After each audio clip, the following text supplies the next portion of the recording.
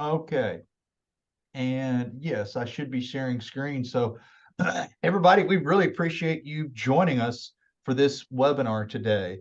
I'm going to go through some comments and just some information at the start to let you guys know what's happening today. But we're going to do a short poll. It's got just 3 questions on it. And Jenny, if you will go ahead and start that poll when you're ready. So you should see that pop up. Whether you are a general attendee or a Clean Cities coordinator, somebody from DOE or anybody, please participate in the poll if you will. And we're going to leave that up for about a minute or more to let you guys fill that out. So again, thanks for your time today. My name is Jonathan Overly. I'm the CEO of East Tennessee Clean Fuels. That's the administrator for the Drive Electric USA project. And then you also have, I've put it in the chat, but Jennifer Kidd and Valerie Farmer with us are helping manage the chat and the polls. Jeannie's a senior project manager with us, and Valerie is a project assistant with us. Format. So as you probably seen, there are 14 different states participating in Drive Electric USA, the project that actually ends at the end of this year. Each entity, coalition state, is going to have about 5 minutes to present on something they've been working on. And then we will keep going. As such, we really don't have a lot of time for questions in between without turning this into a 2+ hour webinar. So we are going to hold questions till the end. You are welcome to use chat. You may ask questions in chat. Everybody can see the Drive Electric USA website. Is that correct? Jenny or Val? Yes. Yes. Oh, thank you. Thank you. And the state initiative, folks, if you will, obviously not when you're presenting, but when you're not, if you will pay attention to the chat as well, as people may pose questions to you there or ask general project questions that you may be able to respond to if Valerie or Jenny cannot. And since I don't have a real opportunity, you're going to hear from one person that's one of the leaders from each state. If you want to reach out to them later on, so driveelectricusa.org is the website. And if you go to program teams, and I've just got another window opened here, you will see these little bars that will open and close. But for example, Mark is presenting in Alabama, so his email address is in here. So if you want to get in touch with the state, you can come in here. And so I've just got a couple opened here and find the email addresses to folks with individual initiatives. Okay, so I see a lot of answers in the poll. Let me go over here and I'm going to now share the presentation, get this set up. Okay, and I'm going to close the poll so that you don't have that window in front of you. So give me, Jenny, if you will you close the poll in the next 10, 15 seconds if you can? I already did, I think. Okay. All right. So thanks again, everybody, for joining us. This project has gone on for 3 years. We're really excited to bring you some information about it. So quickly going through some introductory slides before we get into the first state's presentation. This project started in 2020 and is about 14 states developing statewide branded electric vehicle initiatives. Had the intent to grow the involvement by other states and seek additional funding in addition to the core work that we were all doing. East Tennessee Clean Fuels is we're all part of the DOE Clean Cities program. We were the prime, and then all these other states in their coalitions were leaders, but they were involved with electric utilities, NGOs, state agencies, municipalities to develop sustainable partnerships to advance EV efforts in their states in the future.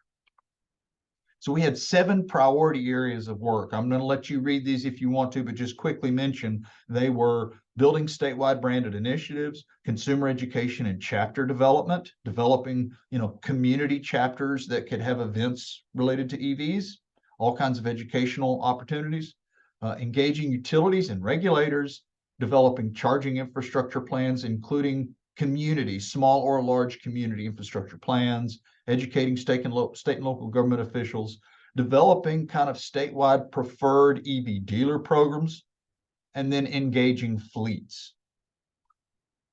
So I just want to show you one outcome that we had a visual to from this project. Each coalition or state had on the order of 50 different things to do across those priority areas. But one of them was to develop chapters. So just one thing we can show you here is you see these different colored, kind of warm or cool colors in all these states. Those are the chapters and their areas that they either created and developed, or there may have been a group already there and they just worked to help that group perhaps be more effective, do more events, something of that nature.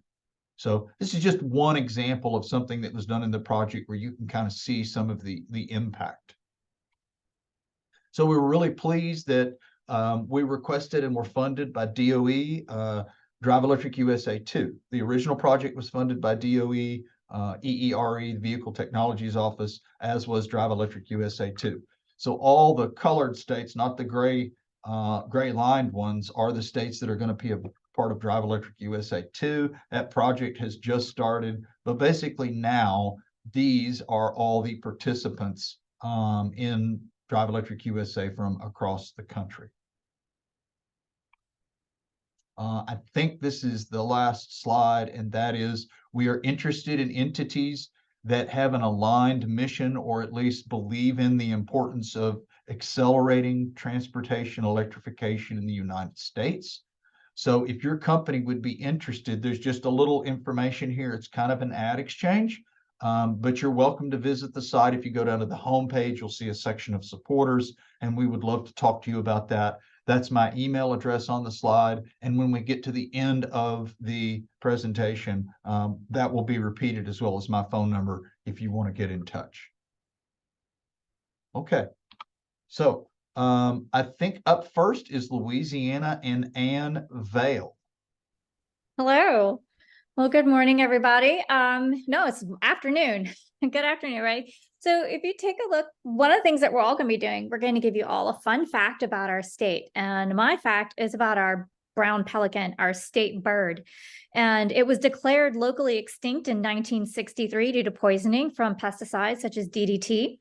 It got into their food supply, it made them sick, and it also softened their eggshells so much that when the mother sat down on, or the father sat down on the nest, it would smash the eggs. So populations were so depleted that luckily DDT was made illegal to use, and some other protections were put in place. And now today we have over 100,000 brown pelicans in Louisiana. Next slide. So the area of focus that we're talking about here is developing the statewide program. This is what we call area of interest number 1. And this is the all-encompassing one that is just building the program. So it covers a lot of different areas. So I apologize if I can't go deeply into each one of them. So we're just going to give you a really quick overview. Our main goal in the beginning was just baseline. We had, at the end of 2020, there were only about 3,000 plug-in vehicles in the state. At the end of 2021, there were only about 5,000. We were starting from scratch. So we wanted to make sure that the policymakers and the public understood the benefits of owning an EV. Let's just get them out there. Let's get them in front of people. And we wanted to get as many people sitting in the car, test driving them, touching them, talking to people who own them as possible, because you're going to believe someone who owns it and drives it, and they're going to let you know honestly what their experience is like. And we thought, with the lack of state incentives that all went away in January of 2022, no state incentives for EVs or any alternative fuels, we thought a 50% increase in EV adoption would be a really good goal for us to make over the project period, and a media reach of at least 100,000 individuals over the project period. I am happy to say that we have exceeded the EV adoption goal and definitely met the media goal. Our major partners were the utilities. These are the entities that were there with us from the very beginning. Entergy had incentives for their customers as far back as 2018. SWEPCO, Southwest Electric Power Company, they added incentives not long after, and CLECO has recently added them as well. So we have very strong support from our utilities.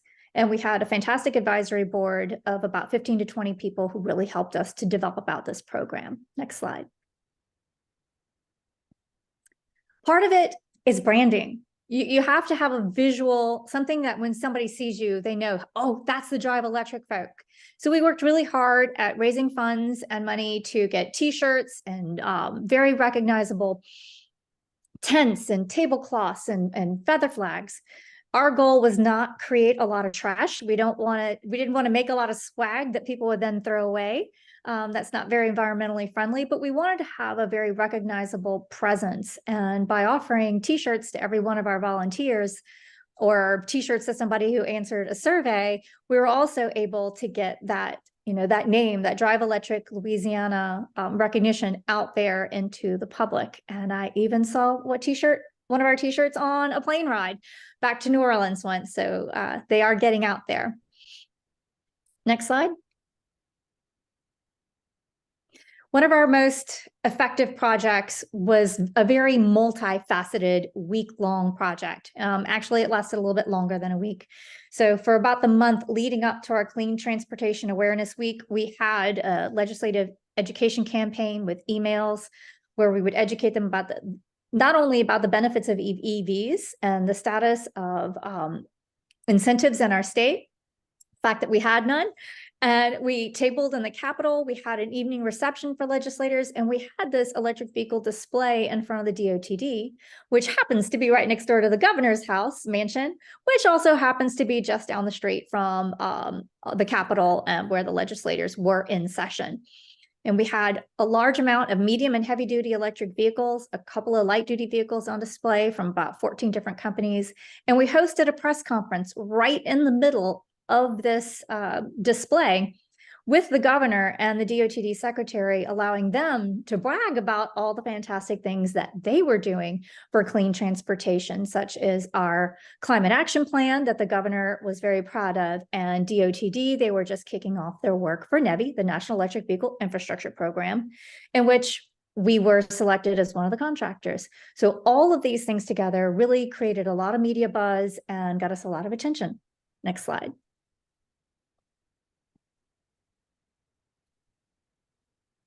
Thank you. So over the project period, we estimate we've reached over 13,000 people. We mobilized a network of 30 experts and stakeholders to serve on our advisory board. We have a volunteer network of about 87 electric vehicle owners, and we've recruited 48 automobile dealerships into our certified EV dealer program. And if you look on our Drive Electric Louisiana website, consumers can find a certified Louisiana Clean Fuels certified EV dealer in an area near them. They just look part of the state they are, and they're right there on a very interactive map. So we're trying to make it easier to connect consumers to these dealers who can sell them, not only sell them an electric vehicle, but have been trained and also have chargers installed for their use. And happy to say that EV adoption in Louisiana has grown about 147% over the project period. And we currently have 11,523 plug-in vehicles, and that was mid-year. That's not even end of year, and our projections are looking fantastic. For lessons learned, combining events where you have built-in audiences, making sure that there's another reason for people to be there or another draw. It really improves your impact, and the more stuff you can tack on like we did with our Clean Transportation Awareness Week, with really spending all this time building momentum and having activities all week, it was an extremely successful event. And when you're going to educate lawmakers, offering a private ride and drive where they can schedule time that fits their schedules without the media present. That way they can ask the questions. They don't have to be embarrassed about their lack of knowledge or incorrect information. And you can just be honest with each other, and they can experience this and learn from it privately. It was very helpful to a lot of the individuals that we had involved in our ride and drive that was for our lawmakers. and thank your volunteers. Provide lunch, provide a t-shirt, branded, of course, and that's it in a nutshell. All right. Thank you. Thank you, Ann. Real quickly, is it driveelectriclouisiana.org or driveelectricla.org for the website? I would have to go because I just type it in and it starts to show up. Hold on, let me look. driveelectricla.org. Great. Okay. Go to driveelectricla.org to see more about their website and efforts. All right. So I am up next for Tennessee. You can see, these refrigerator magnets. We tried to use these. I think many of you, especially the older folks, have seen stuff like this before touring the country, but interesting way to tell some statistics and information about our states. It's not on one of these magnets. You certainly see Memphis, and probably everybody knows where Memphis is, but in the exact opposite corner, in the northeast corner of the state, is Mountain City, a very small city. And so oftentimes when people are talking about doing stuff across the state, they will say, yep, from Memphis to Mountain City. So Drive Electric Tennessee had really had some roots and it kind of just started, but we were trying to really accelerate what we were doing in the project for DEUSA. We set a goal of 200,000 EVs on our roads by 2028. That started in 2019. And we had a lot of major partners. You see some utilities there, KUB, EPB, NES. Most of those are utilities. Of course, Tennessee Department of Environment Conservation is a big partner of ours. TVA produces all the electricity in Tennessee, so huge partner for us. There was a roadmap developed at the end of 2018 into 2019 for what we wanted to do. And it included pieces like what you see on the right for the working groups, where we would have different working groups that would be focused on different aspects of breaking down barriers. Infrastructure working group is an awareness working group, policies and programs working group. Two of those meet quarterly. The infrastructure group meets every month, and those are open working groups that anybody can join and listen in on, participate in. So just some of the major efforts we had. First of all, chapter development. On the left, you see a slide that kind of has colored counties in Tennessee. And so you can also see the logos at the bottom. We kind of developed a system for chapters, but we've worked in basically all those areas to try to start new community folks that are interested in helping out, having one or more event per year. It could be being a part of Plug in America's Do Indeed events, if you know what those are. Every once in a while, there's other events that are just, fun fests in cities and stuff that they will set up in. So this is an effort that continues for us. You see a lot of the states still not covered, but we are continuing to work on that and think that is a really important part, to have the local voice, be able to have local people to hear from other local people about their experience with an EV. Some of the infrastructure planning work we did, we had a couple of different regional workshops, but one of them was called, was in the Upper Cumberland area. This is in the middle northern part of the state of Tennessee. But we invited, I think we had almost 45 people show up that day.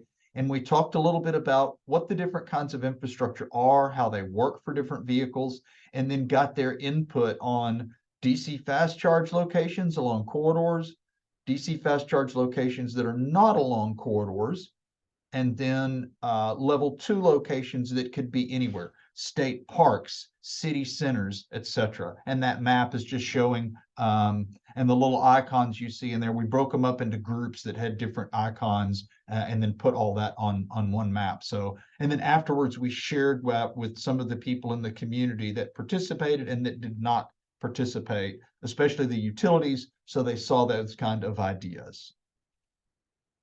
I think this is my last slide, but utility engagement was a big thing for us. What you see on the right is a map of the, excuse me, 76 different LPCs or local power companies that we have in Tennessee.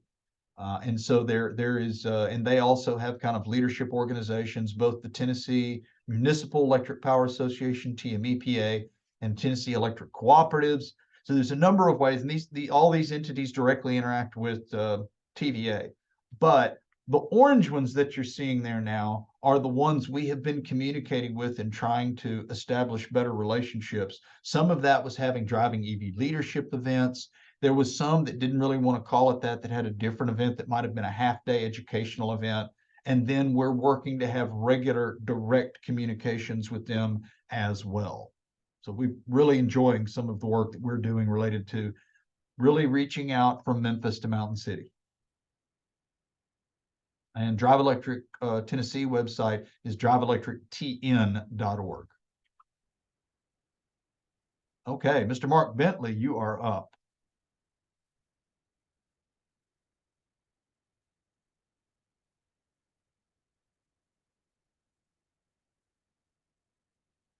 Mark, you ready?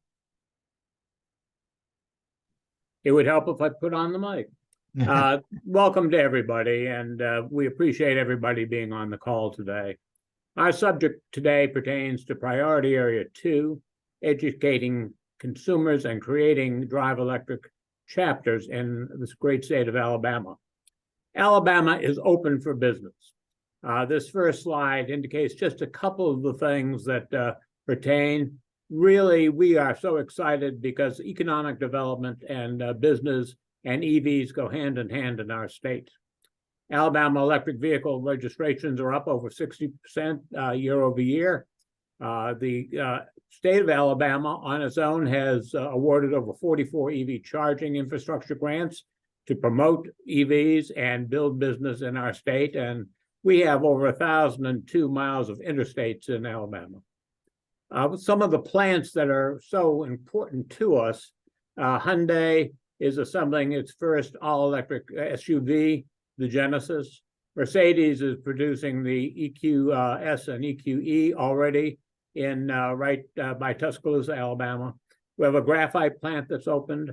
We have a brand new auto car business right outside of Birmingham that's developed yard vehicles that are EV, and EV charging station manufacturers plan to invest about $8 million in an Auburn plant to hire over 180 people. We are fortunate to have a number of the key OEMs and production facilities in Alabama, plus all of the secondary and tertiary suppliers. That is why such a red state as Alabama is all in on electric vehicles, with Mercedes, Hyundai, Honda, Toyota, Mazda, and just across the border in Georgia, Kia, all producing and helping us be the number 4 of our electric, and let me start again. Vehicles are our number 4 export out of the state of Alabama, and Alabama ranks in the top 10 in the country as a state producing vehicles in total. Next, Jonathan. Next slide. There we go. Basically establishing Drive Electric chapters to serve Alabama facilitates Priority Area 2. On the right-hand side is our Governor, Kay Ivey, who in November 20th of or 29th of 2021 gave the endorsement to the Drive Electric Alabama program in our state, along with, at the same time, launching the Drive Electric Alabama website, driveelectricalabama.com, and also ancillary media, social media accounts were launched on the same day to support the process. As you can see below, just some of the signs that we have created and facilitated. In fact, one behind the governor and one on the podium. Also below, you will see the 6 Drive Electric Alabama chapter signs that we have produced and provided to the chapters for their use, and these are the logos, et cetera, that they use in the Drive Electric Alabama initiative. Next, Jonathan.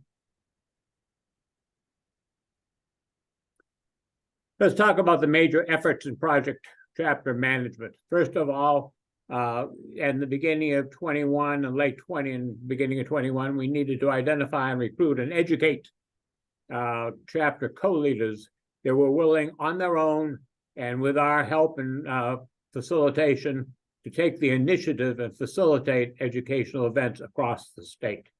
Those 6 areas that we've shown incorporate the top 6 of 7 concentrations of EV registrations and really cover the majority of the state of Alabama.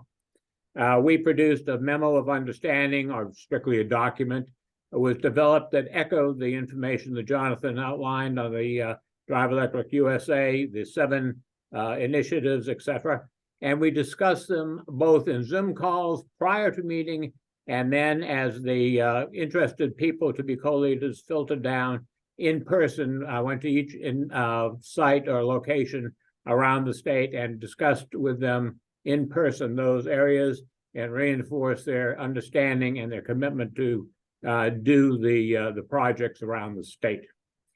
We created DEA, Drive Electric Alabama materials. We then provided them from the signs to business cards to pop-up signs to tablecloths that are logoed, etc. And then also provided marketing and PR support to attract EV owners to showcases where their vehicles and were displayed and consumers could learn about the driving electric. We capture the data for EV events from individual follow-up grant reporting. Next. Just a snapshot of some of the media that we have incorporated since 21. Earned media, which is articles, free articles, now go back. The free articles around the state, we've generated 343 earned media stories with a publicity value of $550,000, which we paid $0 for. Social engagement, you can see the outreach and the views, and the PEP program, which is the state's program for education that is outstanding in the state, has generated a publicity value of $1.3 million. This was in concert, and this is a public education partnership program in concert with Tennessee and Georgia, but this is the Alabama portion, which is highly leveraged. Dollar for dollar, we get $2 to $3 to $1 return. Next. And finally, it's all about educating consumers. During the 22-23 and in synergy with our DEA social media efforts, over 5,100 individual consumers were educated at public events, Drive Electric Alabama events across the state. We had 22 in-person Drive Electric chapter events across Alabama. Also at those events, consumers brought, our EV drivers brought 375 vehicles, and these were their personal vehicles, and they answered the public's questions while debunking many myths. The grassroots DEA chapter initiative in Alabama works. Thank you, Jonathan. Thank you, Mark, and love that sign. Your kids may never ask for gas money again. Let's hope they don't. Let's hope they don't. I think with that, Annie Lee, you are up. Good afternoon. Quick fact about North Carolina. I'm going to focus on this battleship down here. It is the Battleship North Carolina. It was the first of 10 battleships of its type to join in World War II, and it's considered special because of the fact that it was considered a fast battleship for its time. And it's actually currently restored, and you're able to go and visit it if you should choose in Wilmington, North Carolina. All right, next slide. Our priority area that we really focused on was the educating of consumers and to create chapters. North Carolina is a bit unique because we already had an entity called Plug-in NC. So we operated under this name and really focused our work on enhancing the work that Plug-in NC was already doing. So we worked really hard to push the boundaries, to educate our consumers and to build out these EV chapters across North Carolina, further from where they were. So for our work, it really meant building stronger relationships with both our individual consumers, as has been mentioned by our other project partners here, but also with our Clean Cities Coalition network. North Carolina is unique. It has 3 Clean Cities coalitions that also helped in supporting Plug-in NC and us extending this work. And another big thing for us was to identify the gaps in our coverages of our chapters so that we can see where we need to go and where we need to educate to be able to continue the adoption across North Carolina. Next slide. For this, we were able to meet with our really interested individuals, as many have seen, but we decided to get creative, not just with our ride and drive and our National Drive Electric events and the car shows, but we realized that we needed to be also very inclusive of other events too. So operating places like getting into Earth Day events and state fairs and getting and meeting people exactly where they work, so that those that might not be as curious as to show up at an EV specific event would be willing to come out and, you know, maybe poke their nose in at a different type of form. So to do this, we made sure to partner with our existing clubs and to continue that expansion. Through this process, we learned that this really takes time. We learned that there was a lot of questions and anxiety around infrastructure, so that became another area that we really started to focus on. And we needed to include all forms of EVs. So making sure that we talked about used EVs because there was a lot of concern about the affordability of new ones. And from there, we were able to build a really strong foundation to continue our project work. Thank you. Thank you, Annie. All right, Laura, I believe, with Missouri. Well, good afternoon, and it's good to see you all. And I'm going to start our presentation with something incredibly unique about Missouri, which we are considered the show me state. And not many people know the origin of that, which was from a 19th century congressman that said at a speech in Pennsylvania, "I come from a state that raises corn, cotton, cockleburrs, and Democrats. And frothy eloquence neither convinces me nor satisfies me. I'm from Missouri, and you're going to have to show me." So that is actually so true here in Missouri. And when you grow up here, you don't even realize that other states aren't like that. But that gives us an additional bit of work, you know, getting butts in seats and educating the public. So we can go to the next slide. One of our best success stories is we've developed relationships with the utilities, the small ones, but especially our main utility, Ameren. They had a personnel turnover and brought in a very EV-centric leader, and he's become an incredible ally. We do events together. They pitch in a lot of money to do things with us and pay, you know, for events and making them successful. So next slide.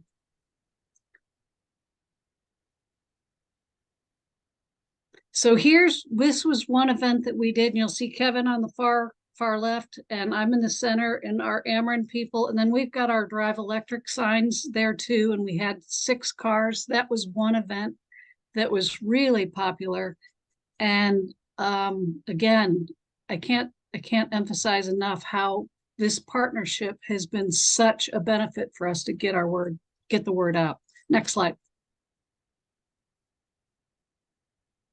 Now, this is an interesting tool that one of the PhDs in our chapter in St. Louis made probably, I'm guessing about 15 or 20 years ago. He converted a VW Beetle into an electric car before that was really the thing to do. Super bright guy, but in conjunction with our utility Ameren, we're working to bring this up to new technology, polish it up, have 5 units that we can do road shows, and kids can find out about torque and just learn about how the electric vehicle works. And kids and adults both just walk away like, I really learned something. So that's been a great little tool. Next slide. Now here, I had a city manager who was looking to do the community grant, and he had never ridden in an electric car, knew nothing about charging, but he was tasked with writing a grant. So I took him to various charging stations and let him charge in my car. And then we went to Ameren, and this is our Ameren ally right there in the forefront.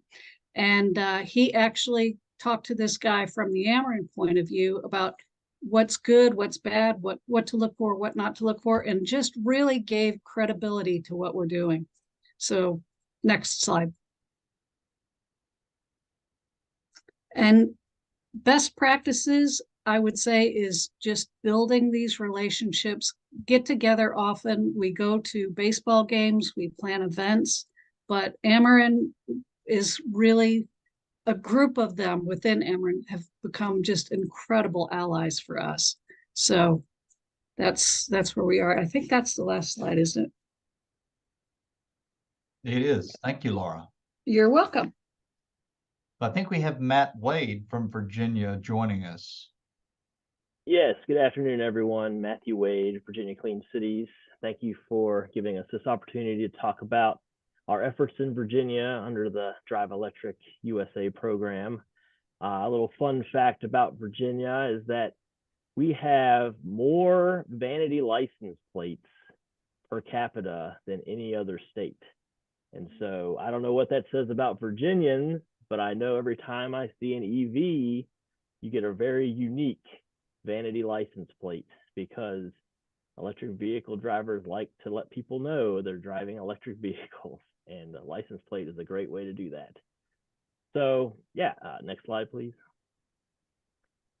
So the topic I'm discussing this afternoon is priority area number 3, building relationships with our utilities and regulators.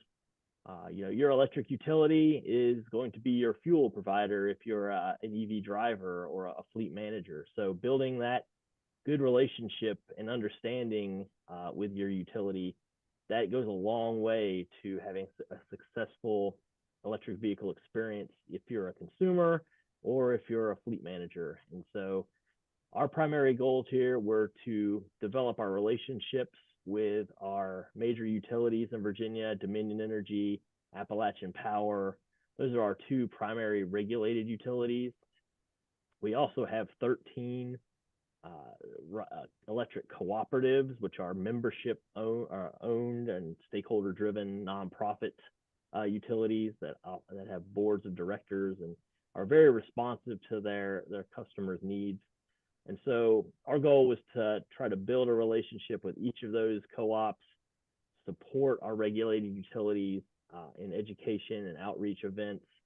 And so an example of those would be, you know, with Rappahannock Electric Cooperative, we attended some Get Connected events, which they provide for their members. We provided some EVs, we provided some outreach and education. With the Old Dominion Electric Cooperative, we helped them with getting about 20 electric vehicles, including a electric school bus, out to the Richmond International Raceway, which you can see there. And so they got to provide some of their higher level executive staff an opportunity to drive or ride an EV on the racetrack, which is very exciting for everyone. And then Virginia Clean Cities, you know, we helped do a presentation on electric vehicles and charging stations for the executive staff.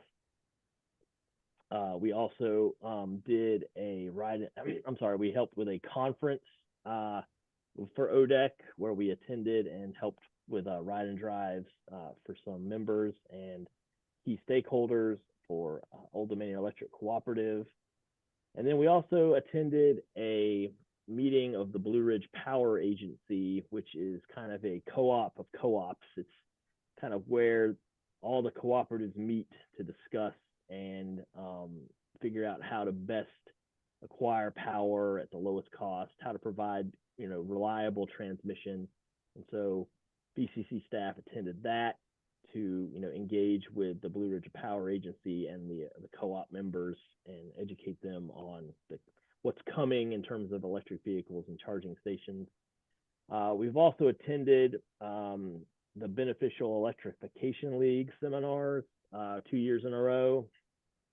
We presented, which is in Virginia, this is where utilities come and, you know, meet and discuss electrification trends, and the regulators are also engaged with our State Corporation Commission, who manages all of our electric utilities. And so, you know, working with the SCC members, working with our utilities, that's kind of been our main efforts under this priority area. And we've been very successful. We've built great relationships. Some of our lessons learned, building upon our established relationships. So we previously had stakeholder members from Dominion Energy and ODEC. And so just deepening that relationship, showing value to our stakeholders by coming to their events, by helping with their ride and drives, by providing valuable technical assistance to their customers.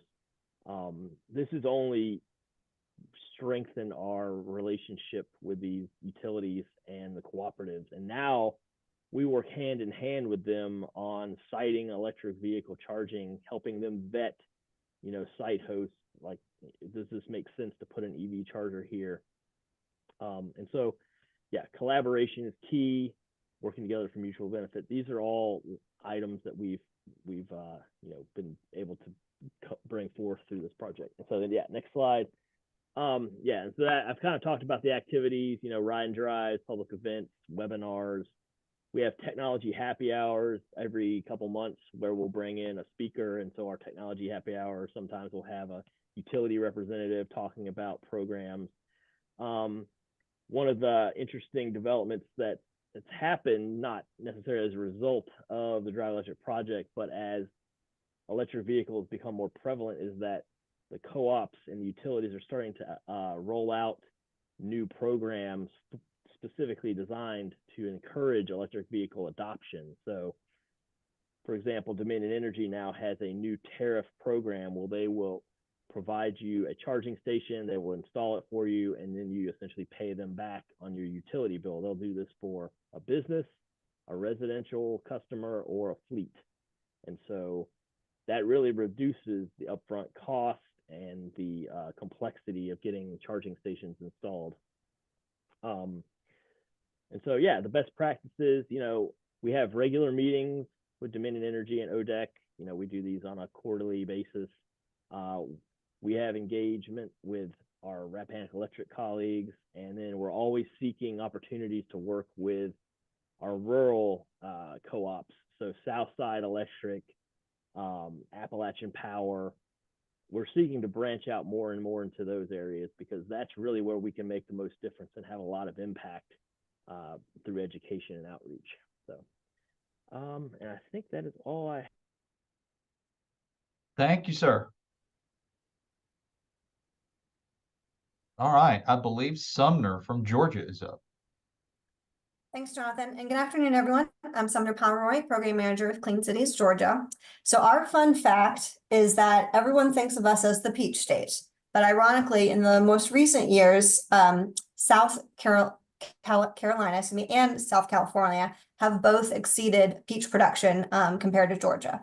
But never fear, there are 71 streets in Atlanta that have some version of the name Peach Street in them. So we still represent peaches as best we can. Real quick, back to that slide, please, Jonathan. Yes, ma'am. For context for everyone, I'm going to be talking about the EV gaps mapping. And so looking at this map of the overall state, the 3 communities that we focused on were Atlanta, Covington, which is located right towards the end of Atlanta along I-20, and then along the coast, Brunswick, you see there on the side. So as I mentioned, we focus on EV planning and infrastructure, and we worked closely with our municipalities to help them not only assess what they currently have, but plan for the future. So we did this through a variety of steps. We first looked at which municipalities we thought would be interested, not only who seems to have a little bit more buzz around EVs, but also those that we thought would benefit from this, as well as some of our current partners. And then we tried to map what was already in existence for folks. And surprisingly, this ended up being even a highly useful exercise because the folks that we were working with in the municipalities hadn't really had the time to look at this and didn't really know what they had available already. So mapping, even just providing a basic map of the existing EV infrastructure so they could see how many level 2s or our fast charging stations that they had out in the public for the community to access. And then we also looked at things like population and economic growth. It was most helpful when we came to the call with some of this information but I had an initial discovery call with the municipality. So that way they could also tell us what their priorities were, what else they wanted us to look at, and come back for a second call to present those findings. So if requested, we had some additional maps made, and these maps, and through our series of calls, allowed them to have some more information that they would then be able to move forward with the planning process on their own. And this helped them not only think about that, but also consider future discussions and what they wanted to look at moving forward. Next slide. So starting with the city of Atlanta, because we had such rich data and highly populated area with this, we looked at several different factors. So this map is actually a combination of multiple maps in which our very excellent programs associate Eugene Rubinchik had created for us. So this is not only the EV charging stations, as you see here, with the level 2 being in purple and the light coralish color being the DC fast chargers. I know it's small, bear with me. This also includes population density packed onto economic growth projections. So this highlights the 4 key areas in the city of Atlanta that will grow the most over the next few years, as well as increase jobs over the most in the next few years. And it highlights the spaces that need those EV charging stations for both of those purposes. So the city found this highly useful and had been moving forward with their planning process based off of some of the maps that we provided. Next.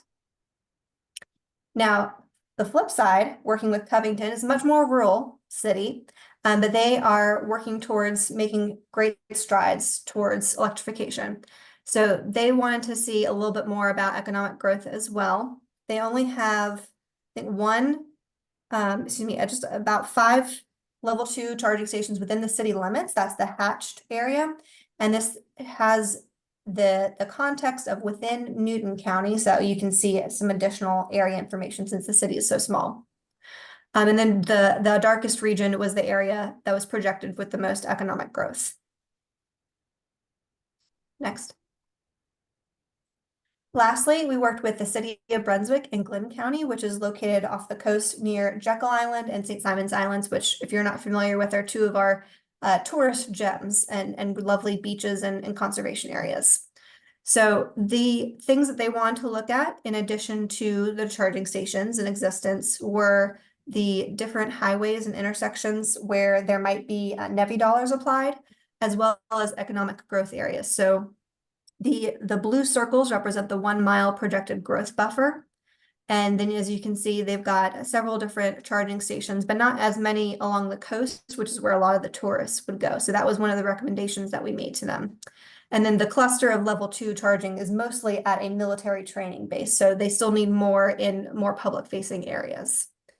But again, they found this information highly useful and a very great exercise to walk them through thinking about these various considerations when planning for their EV infrastructure. And that's all I have for you. Thanks so much. Thank you, Sumner. Okay, and so from Kansas, I believe we have Taylor Korn. Hey, Taylor. Hey, Jonathan. Hi, folks. Thank you all for being here today to learn more about our efforts here for the DRIVE project. My name is Taylor, and along with my colleague Jessica, we are representing the Kansas City Regional Clean Cities chapter. I know that's a mouthful, so you can just call us Metropolitan Energy Center, or MEC for short.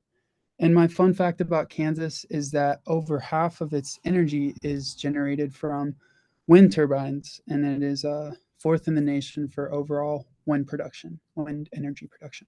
Wow. And you can go ahead and hit the next slide. Thank you. So we're going to be focused on priority area number 4 today, which is to conduct EV infrastructure planning for corridors and communities. And so I want to focus on the EVST project, which was a pilot project funded by the Department of Energy and an opportunity that came about. MEC applied to the grant and we won it, and we're able to work with a couple different partners to implement charging stations around the Kansas City area with the goal of understanding more about benefits of curbside charging and test how increased access affects EV adoption rates, if at all. So this came about in 2019, and after we applied, we started working with the Department of Energy, the National Renewable Energy Laboratory, the City of Kansas City, and Evergy to figure out the most suitable locations for these stations around the city. They're both in retail and residential spaces, just so we can really understand if there was a benefit of having more accessible public charging for people, and if that would entice anyone to, potentially electrify and purchase an EV or anything along those lines. So in terms of it being a pilot project, we ended up learning quite a bit from it as the project came to a close very early this year, and all the stations have been installed. We've had a lot of great feedback from the communities that they have been installed in so far, just in terms of people actually using them, getting some kind of benefit, and maybe even encouraging some folks to electrify. And you can go ahead and go to the next slide, please. Thank you. And so some direct outputs or direct measurable outputs of this project were that we installed 23 stations around the Kansas City area, the metro area. And these are, like I said, in both retail and residential areas, just to kind of test if, there's a better place to put these up. And one big thing, or one big lesson we learned during this process was that site selection can be a tedious process, just in terms of where we're going to install the actual stations. There's a lot of hoops to jump through in terms of making sure you're meeting the codes requirements of utilities and staying in line with city requirements. Just not every street light is, has access to street parking. You can't just install one of these on a busy street. That's not going to work. So it had to be areas where folks would be stationary for long periods of time, so we could really understand more about how these stations could benefit that community. And one really cool result was that shortly after we finished these installations, a resident in one of the communities actually ended up purchasing a Tesla as a direct result of the station being installed. He felt a lot more comfortable making the decision now that he knew he had infrastructure right outside. He had access to that EV charging. So this went ahead and proved kind of one of the main goals we were looking for, which was to see if curbside charging can encourage EV adoption. And it seems like it can. Having more access to infrastructure most likely, encourage this gentleman to go ahead and purchase an EV. And alongside that output, there's also been kind of some city fleet electrification, increase in EV purchases, and other things that aren't directly measurable, as we are still kind of gathering data from the project. In the coming years, we will be monitoring all the usage data and things like that on the stations to really understand, how many folks are using them and being benefited by actually having access to a charging station, something that is within their vicinity. That is not privately owned. And that's about all I have. Pretty short and sweet, but that was a big project we've been working on the Kansas side. So thank you all again for being here, and I will pass it on to the next state. Thanks, Taylor. That's a good outcome. It's funny, people hear from events and other ways somehow, where some people learned about an EV and then bought something. Don't know if I've heard the story that people saw a pole charger down the road and then went and bought one. So nice to hear. Yeah, that's my first time hearing of it too. But thank you. Okay, for Utah, I believe we have Ms. Anna Cook. Yes, thank you. I'm with Utah Clean Cities and presenting on behalf of Drive Electric Utah. So here we are in Utah, which is one of the most popular tourism and recreation destinations in the country. Interesting to note that we have a new flag as of 2023 there, superimposed over the old flag on the magnet. Wow. And our fun fact is that the seagull, which is the shorebird, is the Utah state bird, which is a landlocked state. And the reason for that is that there was a blight of crickets in 1848 that was threatening the crops of the Mormon pioneers, and a large flock of seagulls came through on migration or something and ate up all the crickets and saved the crops. So that's how that came to be. So next slide, we're going to zoom in here on the southwest corner of our state, which is where a lot of the most popular Red Rock Desert sites are, with high levels of tourism, and looking at building EV infrastructure through that region. This entire area shown on the map here is a designated disadvantaged area community by the EPA. And the reason for that is that it's just extremely rural in nature. It's one of the big challenges in Utah and all the Western states is how do we bring corridors and infrastructure through these extremely spread out in rural areas. 50 to 60 mile commute would be very typical for somebody living in a rural community trying to access, a national park or a gateway community hub for tourism. Utah Clean Cities has a long involvement supporting Zion National Park, which you can kind of see there as a bit of a hub in the region, and also has the highest visitation numbers of any park in Utah State. Supporting their propane shuttle system since 20 years ago, and in 2023, Zion National Park is actually transitioning their shuttle system to electric. In 2022, there were 7.5 million shuttle rides on that system. So the ripple effect of that kind of tourism really goes out into the entire region. So with this here, I want to focus a little bit about how Utah Clean Cities has been working with the Zion Regional Collaborative, which is a group of over 80 local leaders, commissioners, city planners, businesses, park representatives, and they're really focused on regional planning and coordination of all those communities and visitors in this larger Zion area. So this concept was developed between Utah Clean Cities and Zion National Park, the MOVE concept, which is looking at how tourism impacts mobility in the entire region, which could include biking, livability issues, and more. But with the Drive Electric Utah focus here is on building out these infrastructure corridors within this region. So, the main points to focus on here would be access through and to key tourism destinations for EV drivers, but also, and almost more importantly, is bringing the EV benefits to gateway communities, which would include workforce access into these areas, the parks, the gateway communities, either in their own electric vehicles or with electric shuttle systems for commutes, and also building out workforce development opportunities for residents in these communities. Next slide. So just to highlight quickly a few of the major installation efforts that are part of this work.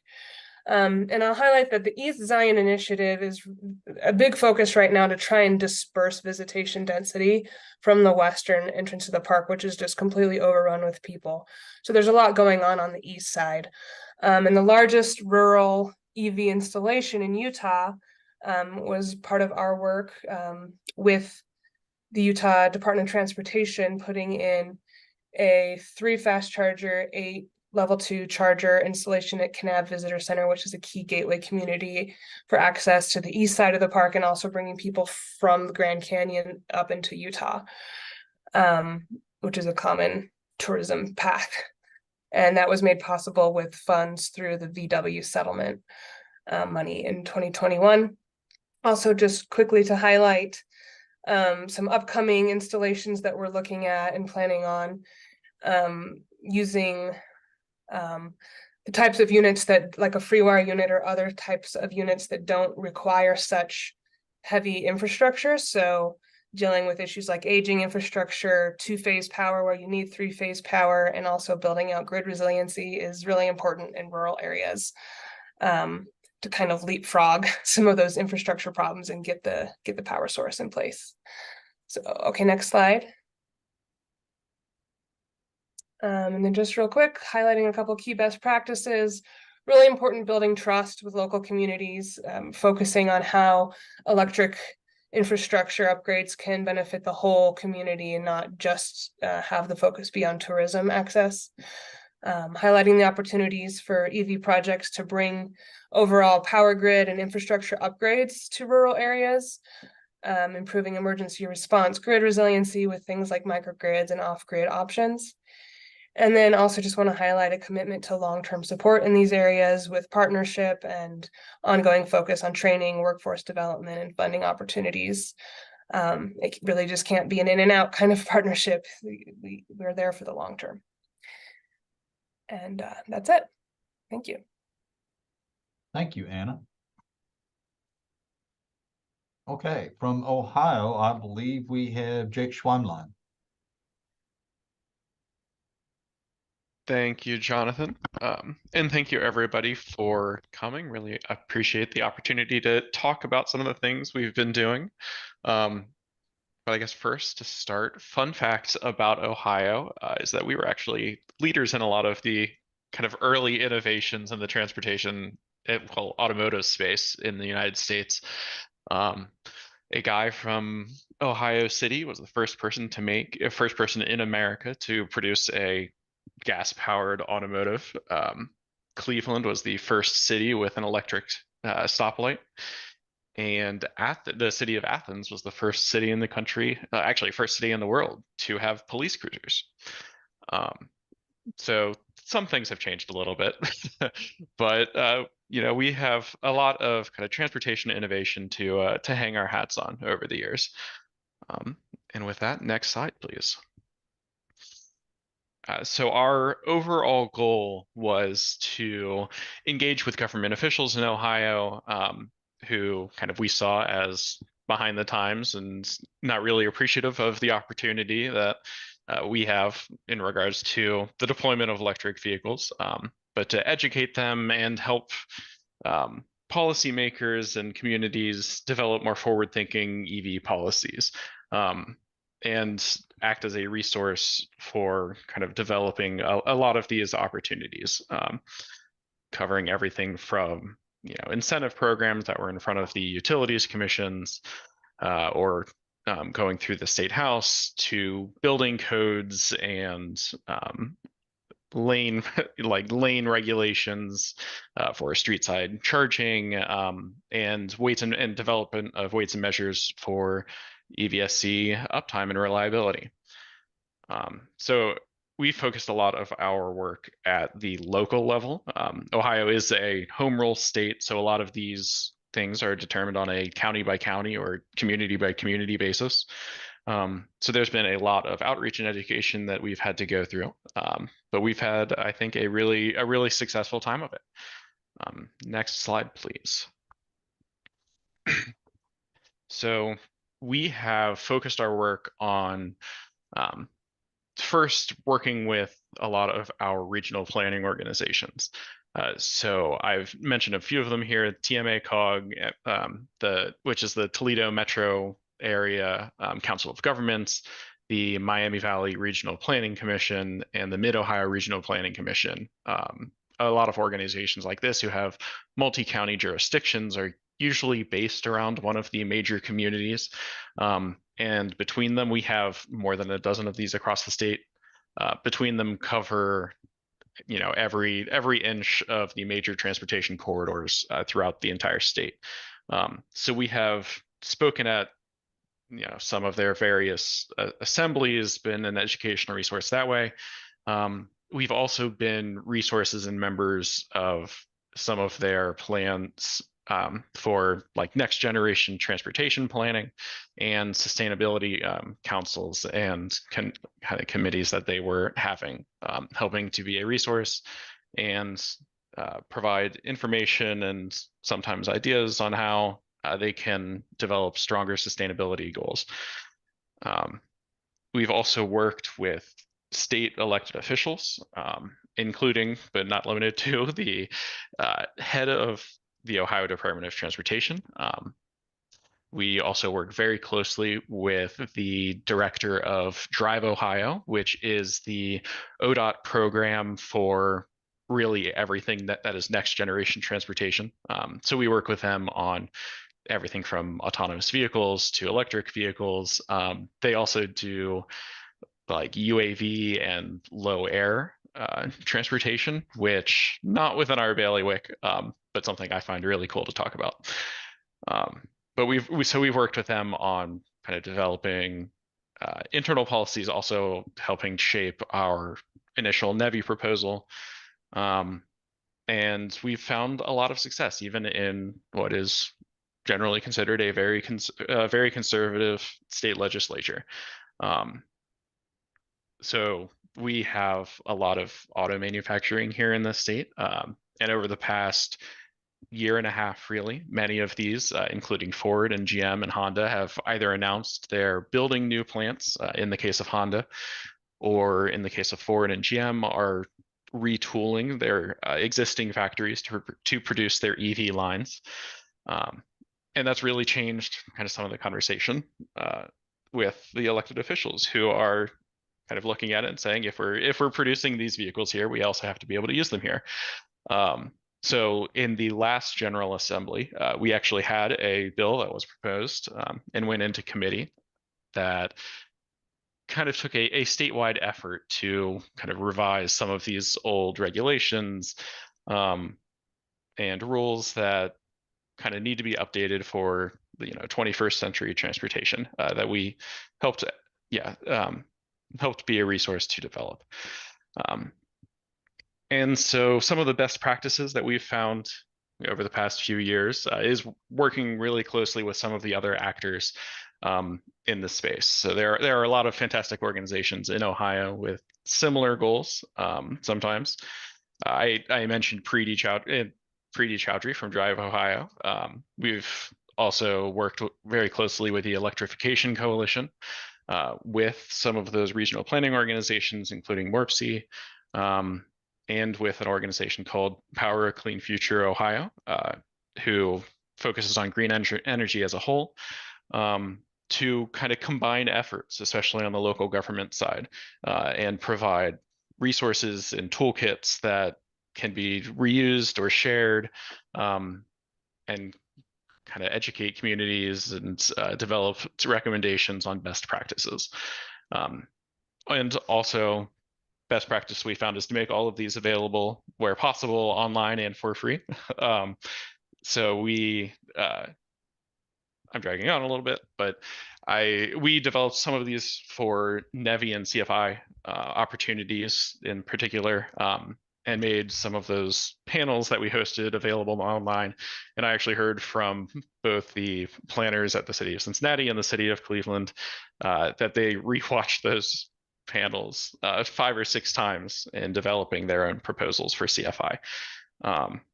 So certainly there is a lot of appetite out there, especially at the local level, for EVs, and kind of our role is easing people into the conversation and making sure they know where to start, because there's a lot of new information out there. And I think with that, I will hand it back to Jonathan.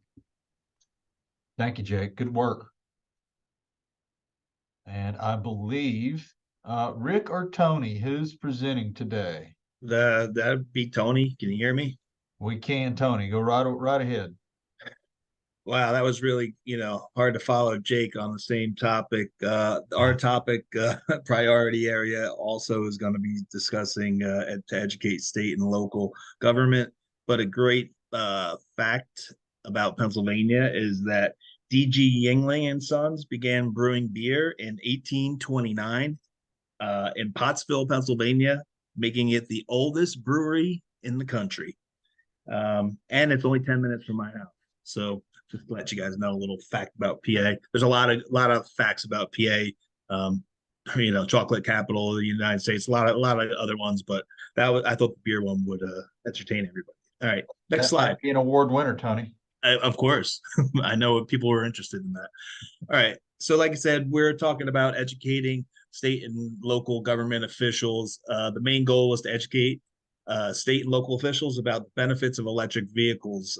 So this project started in 2020, the Drive USA, but in about 2016, Rick is the Clean Cities director for the western part of the state, Pittsburgh region Clean Cities, and I am the eastern part of the state, for those of you who don't know me. And together we worked on this project. So Rick and I split the state up in half as DOE, bound for DOE boundaries, but we worked together on this project to do statewide EV education. So we started the Drive Electric Pennsylvania Coalition probably back in 2016. We started talking with the state agencies, and it was Department of Transportation, Department of Environmental Protection, the Pennsylvania Turnpike Commission, and the Department of Conservation and Natural Resources, which is our Parks and Recreation Department here in PA. So we started back in 2016, just trying to organize how we were going to get EVs on the road. So take it to 2020. When this project started, we worked diligently with our Department of Environmental Protection. In Pennsylvania, we are lucky they give out funding every year called the Alternative Fuel Incentive Grant. So they give out funding for vehicles, alternative fuel vehicles, and for infrastructure.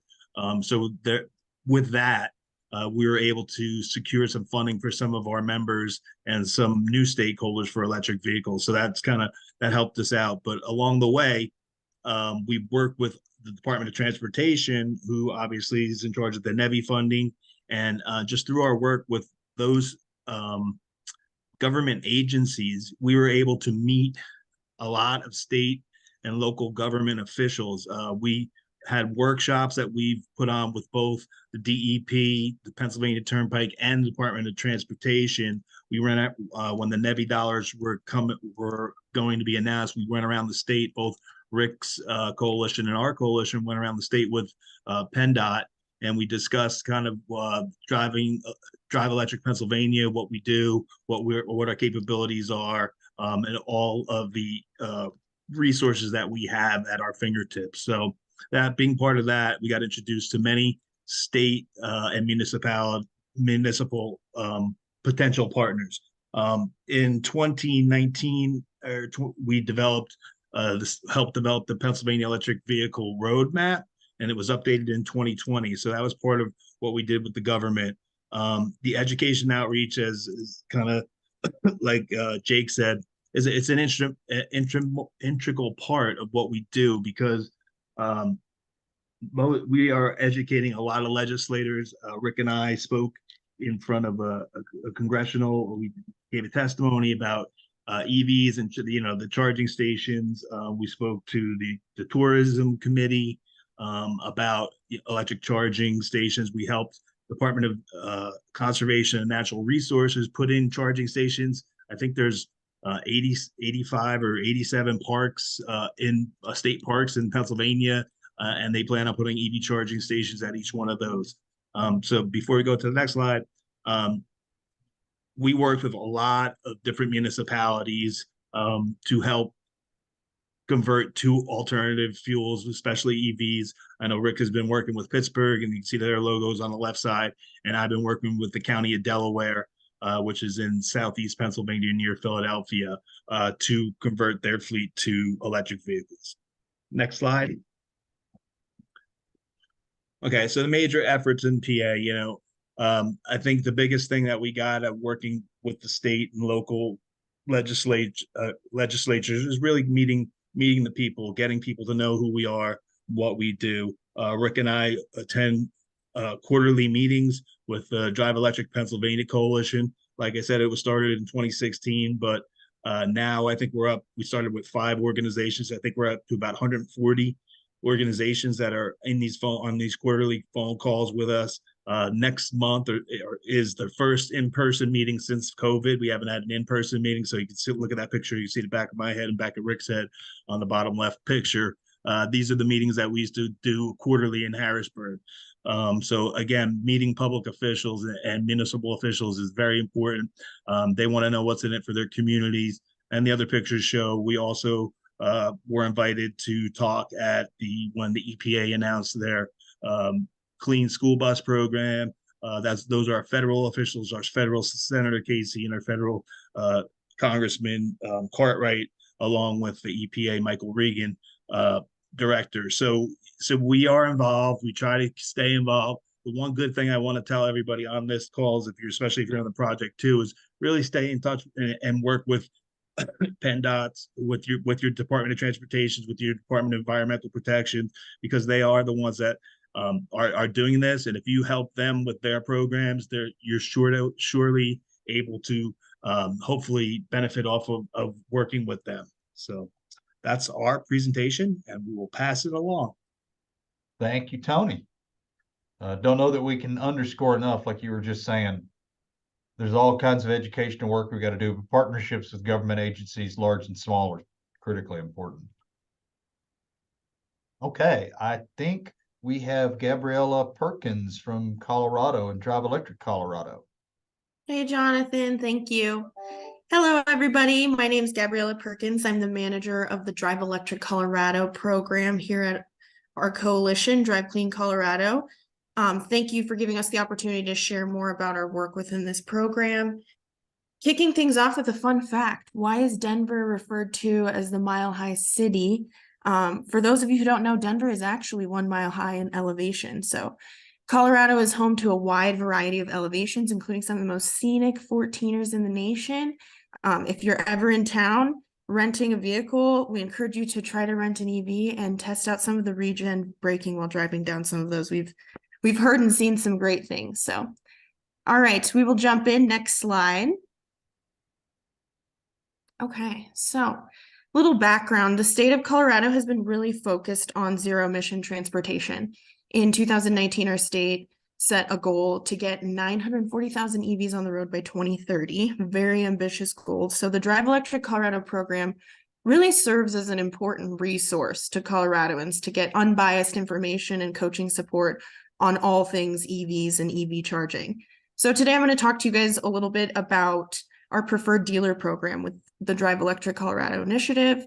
Our main goal within that program is to connect dealerships around Colorado with prospective EV buyers with a focus on engaging underrepresented communities.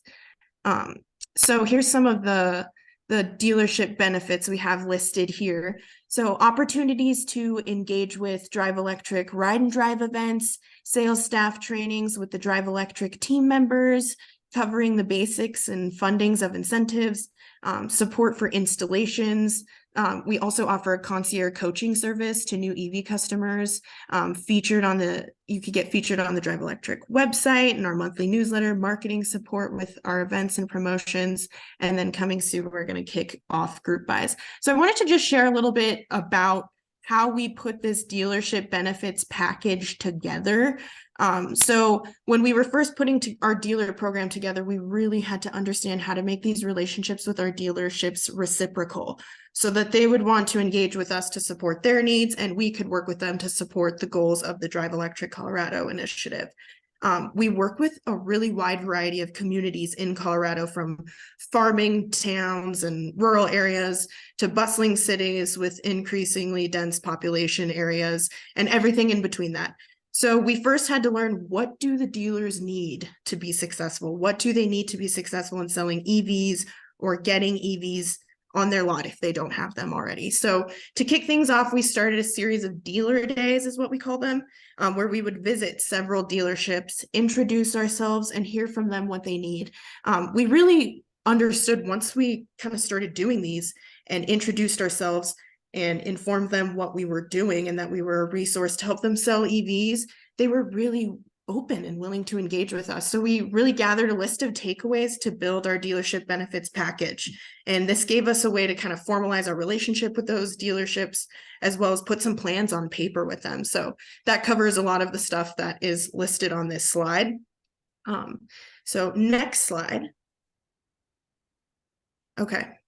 So I want to talk a little bit about successes from our program. This are things that we've just seen with a couple of our partner dealerships across the board. So we've seen an increase of EVs at ride and drive events that we host.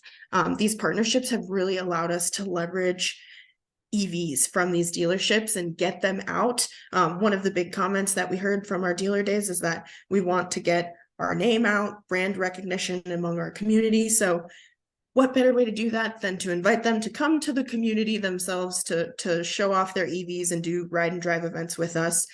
We see a high EV sales number for dealer partners in comparison to other dealers in the state. So we see really high reported EV sales numbers from our partner dealers, and we're really proud to help support those efforts.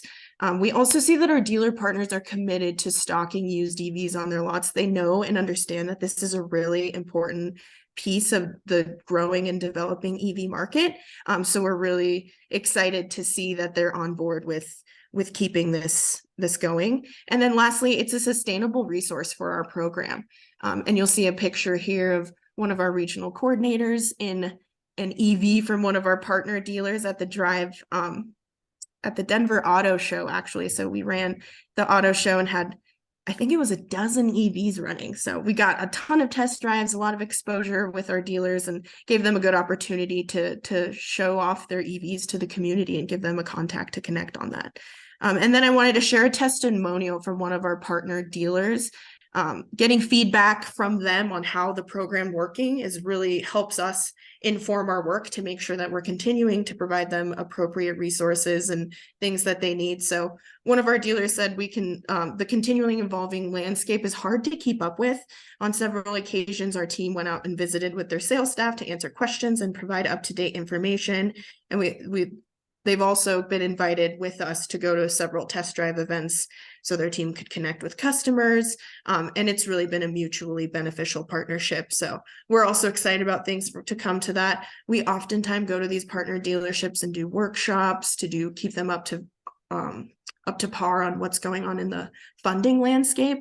There's a lot of pieces at play within our state. So helping them untangle and understand that for their sales team, management, and then also for their customers is a really key part of what we do for those dealers here. So we're really excited to continue the efforts in this program, but thank you for letting me share. That's all from me. Thank you, Gabriella. Great work. All right, I believe we have Mrs. Colleen Kettles from Florida. Right. Thank you, Jonathan. I'm here today with my colleague, Elizabeth Myron, and we welcome you to this presentation today about one of Drive Electric Florida's utility members and their success in facilitating fleet electrification. But before we start, our fun fact is an audience participation question. So looking at these magnets, you'll see that one item is no longer relevant. If you know the answer, put it in the chat and I will announce the winner. And I hope somebody puts it in there soon so I can start the rest of my presentation. All right, Alan, no more shuttles. Okay, Alan and Jonathan tie. So that is correct. The space shuttle program concluded with its last mission, STS-135, flown by Shuttle Atlantis in July of 2011, retiring the final shuttle in the fleet. The space shuttle program formally ended in August of 2011. It's actually a little sad fact. So next slide. So today we're featuring the Fleet Electrification Program developed by the Jacksonville Electric Authority, also known as JEA. JEA is the municipal utility serving Duval County, Florida, and the surrounding area. Jacksonville is the largest city and land area in the lower 48 states and the most populous city in the Southeast US. JEA is the 8th largest community-owned electric utility company in the US and the largest in Florida. JEA's EV initiatives support their customers' efforts to learn about and how to buy and drive an EV. JEA is active in North Florida Clean Fuels, Drive Electric Florida. They help create the North Florida chapter of Drive Electric Florida, and they regularly participate in community ride and drive events. After years of supporting their commercial customers' efforts to electrify their vehicle fleets, JEA recently decided to offer a streamlined program that would benefit their customers while allowing JEA to manage their grid resources. They also wanted their fleet customers to consider JEA as their go-to resource for transitioning to EVs. Next slide. A JEA commercial customer with a vehicle fleet of any size can use the total cost of ownership calculator on the JEA website to gain access to the program. The TCO calculator will capture the information needed for JEA and their consultants to provide an initial assessment of the fleet's electrification opportunities. The customer can select from 2 levels of support from JEA based on the size of their fleet.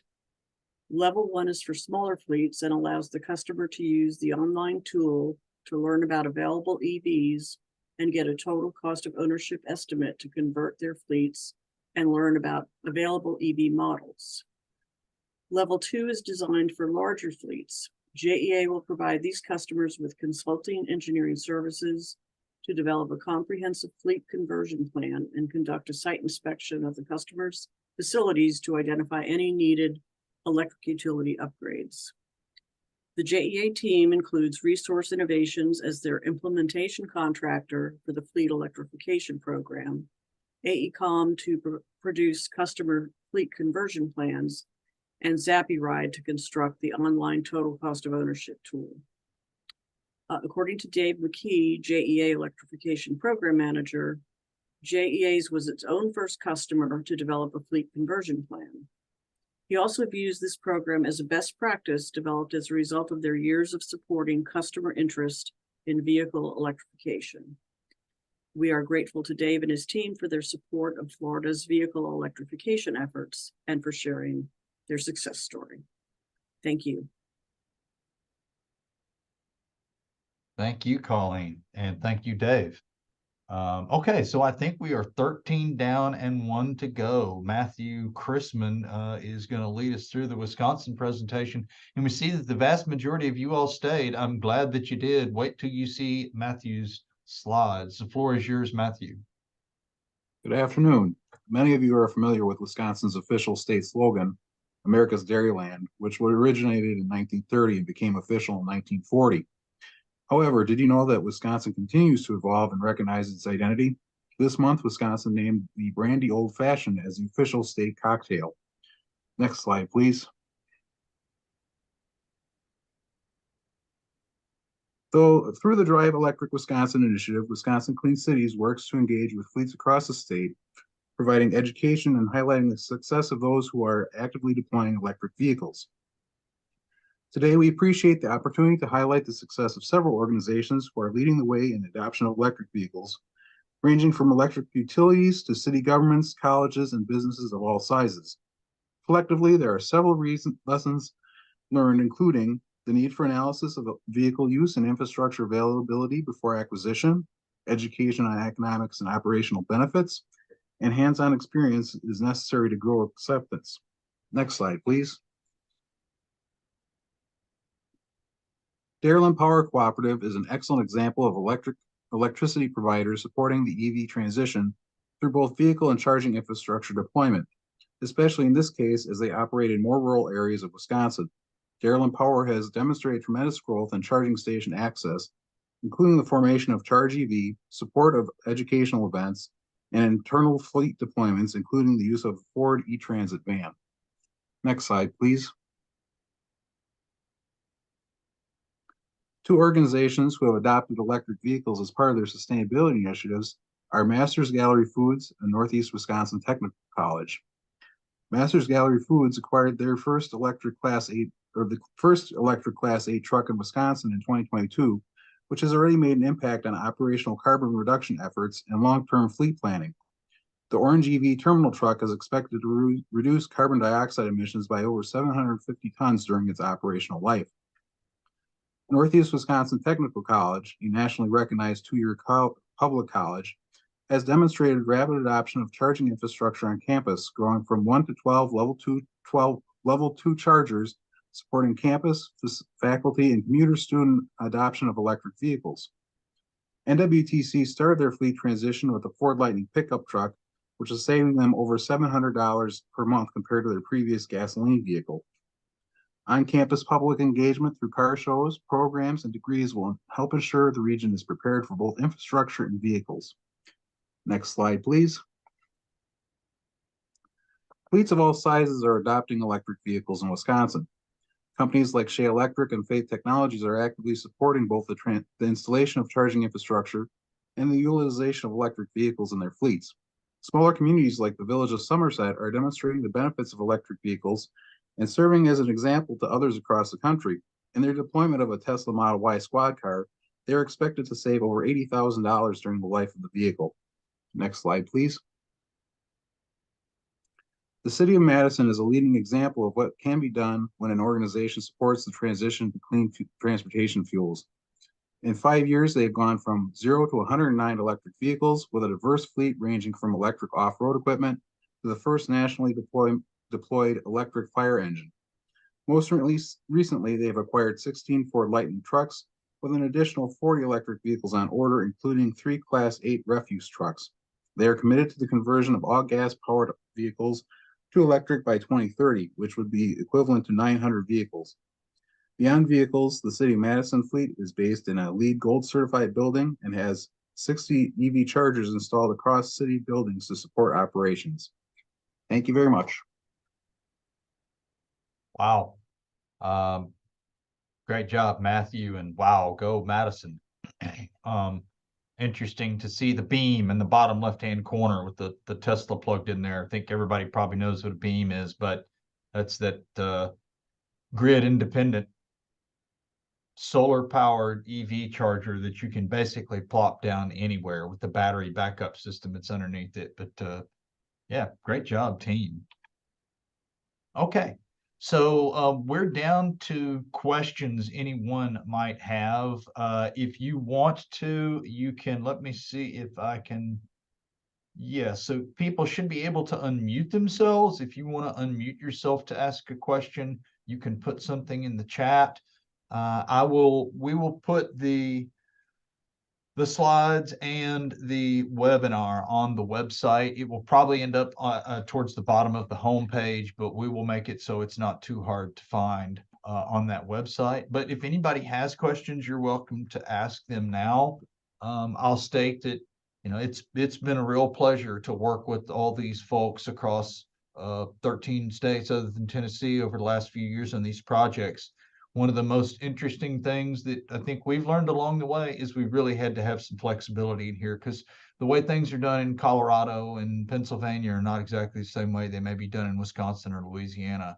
But it's been a lot of fun, and we have learned a lot from other states that have, you know, from some of the results you've seen, where each state was just presenting on one of the priority area of the work they did.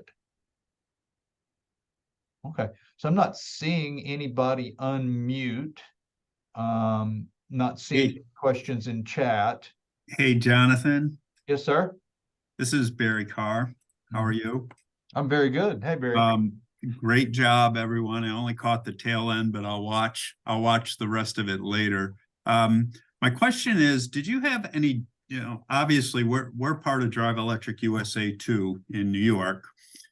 And in some other projects, we've had some difficulty in getting our state DOT's buy-in. So the DOT and the DEC, did anybody utilize the power of the Department of Energy or any other ideas as to how to best insert yourself into existing DOT and DEC programs? Yeah, so coordinators, unmute if you want to respond to this. I know that I've heard, you know, it's been that way for a while, or there's been difficulties. Some coalitions have had better relationships with state DOTs than others. I know that we've heard from some states that the DOT was understaffed and people were so busy doing stuff that they had backlogged for work that it was hard to take on new stuff. But anybody want to comment on this where you worked on your relationship with your DOT? Well, this is Tony, and I've probably talked on this before, but the NEVI dollars coming through all the DOTs, that might be an easier way to get in because you can help maybe promote the program, spread the word around your portion of the state and let everybody know, hey, there's NEVI dollars out there. Talk to it, because in Pennsylvania, our DOT wanted to know beforehand if we were working with anybody for the NEVI. They just wanted to see who's working on NEVI programs or projects, and then also for the CFI funding, they contacted both Rick's coalition and my coalition to see if we were working on any federal projects. So that might be an easy way to get in. And if you're not already working with them, I know you got connections, Barry. You should be able to get into the DOT in your state. Thanks. We have a great relationship with the regional DOT in upstate New York, but on the state side in Albany, it's been much tougher because it's a politically appointed position. And so they're kind of like, we're doing what the governor tells us to do. Right? That's like they have enough to do, but we'll figure it out. I appreciate that. All right, let's see, trying to watch chat here. Any other questions? I'm not seeing any. So we know you guys took a lot of time out to join us, so we really appreciate it. We'll get the slides and the video uploaded to the website. Otherwise, you saw my contact information. We showed you on the website. If you go over to Program Team, you can find emails for some of the leaders with these states. But as we continue this project and move into kind of Drive Electric USA 2 phase, we'll hopefully have more frequent webinars to be able to talk about some of the things that are going on in our states. Thanks everybody for joining. We appreciate it. Thank you, Jonathan. Thanks. Thanks, buddy. Great job, Jonathan. Yep, great job. Thank you. Thank you. Thanks, everybody. Thank you, everyone. Get to work, Barry. That's a stretch.